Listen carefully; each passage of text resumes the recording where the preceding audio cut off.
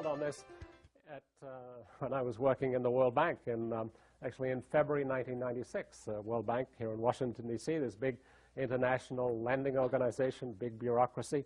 And how did I get there? Well, I was actually born in Sydney, Australia. I grew up there. I studied psychology and law in Sydney, and good stuff, yeah. And I worked in a law office in Sydney as a lawyer, and then I went to Oxford University in England and studied some more law, and then I came to Washington, D.C., and I joined the World Bank. And I was a very left-brain, analytic kind of person. Clear, crisp, succinct, bottom line, that was me. And as you know, big organizations love that kind of person. So I climbed up the managerial ladder in the World Bank, and by February 1996, I was actually the director of the Africa region. Now, the Africa region handles about a third of the operations in the World Bank, so I'm beginning to think, hey, this is a pretty important kind of position. But then, as things happen in big organizations, the scene abruptly changed. The president of the World Bank suddenly died, and my boss unexpectedly retired, and somebody else was appointed to my position.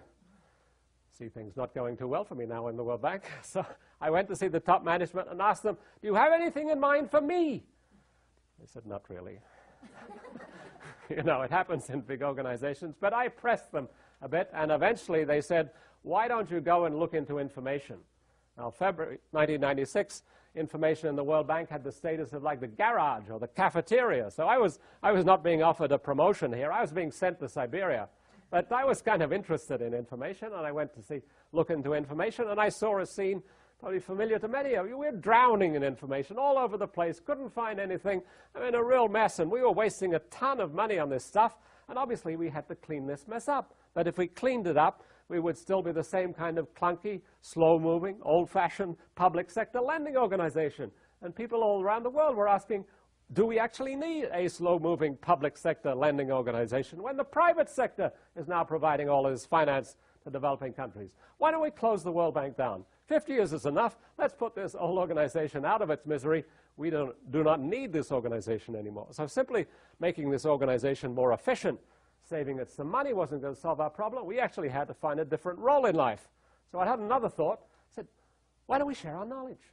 We in the World Bank had tremendous depth and breadth of expertise in the organization. We had all sorts of different fields: agriculture, banking, finance, education, health, world expert. I mean, tremendous depth and breadth of expertise. But it was very difficult in February 1996 to find this out. If you knew somebody in the World Bank and you knew what they knew and you knew them well enough to have lunch with them, yeah, then you could find out what the World Bank knew about a subject. But if you didn't have that kind of access, you're out of luck. And if you're outside the organization, didn't really stand a chance. So I said, why don't we reverse that? Why don't we make it very easy for anyone to find out what we know? Then we could actually be a pretty interesting organization, even an exciting organization. Let's become a knowledge-sharing organization. And I thought this was a pretty good idea, so I started trying to persuade my colleagues, let's become a knowledge-sharing organization. And my colleagues had a very clear answer for me. They said, Steve, this is the World Bank. We're a bank. We lend money. That's what pays your salary. Keep your eye on the ball. We are a lending organization. Didn't seem to work too well. So I said, well, how do consultants persuade organizations to change? Well, as you know, they have these wonderful 2x2 matrices, these boxes and arrows going like this. And so I got out some charts and showed them to the World Bank, and everyone looked dazed, couldn't understand what I was talking about. And then I thought, well, let's try something else. Let's try reason. So I tried things like a definition of knowledge management from a famous website, Brint.com. Knowledge management caters to the critical issues of organizational adaptation and blah, blah, blah. It's actually a wonderful definition. Only one thing wrong with it. It takes you 2 years studying the subject before you realize why it's a wonderful definition. So as a way of communicating the idea, knowledge management is totally useless.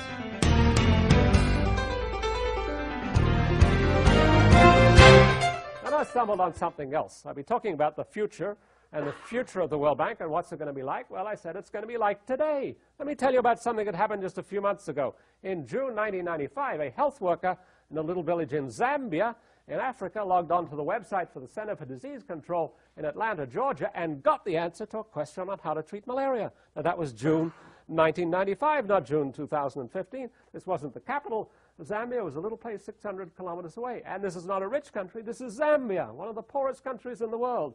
But you know, the most important part of this picture for us in the World Bank? The World Bank is not in this picture. The World Bank does not have its knowledge organized to share with all the millions of people who make decisions about poverty. But just imagine if it was. Just imagine if we got organized. Think what an organization we could become. And yeah, that started to resonate first with staff, and then managers, and then senior managers, and then the president of the World Bank heard about it, and he said, right, let's do it.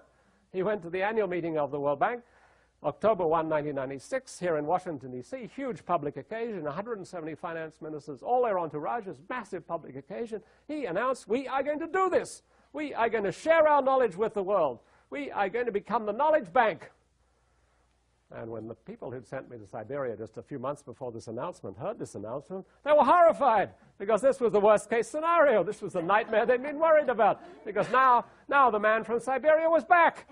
And not only back, but has somehow managed to co-opt a whole group of staff and managers, and now even the president, to pursue this crazy idea of becoming a knowledge-sharing organization. Now, this wasn't the end of the war. This was just the beginning of the war. This is when they started to use real bullets instead of rubber bullets, because now there was a risk this thing might actually happen. And I found, to my astonishment, that the only thing that enabled me to prevail in the battles that took place over the next 4 years was the ability to tell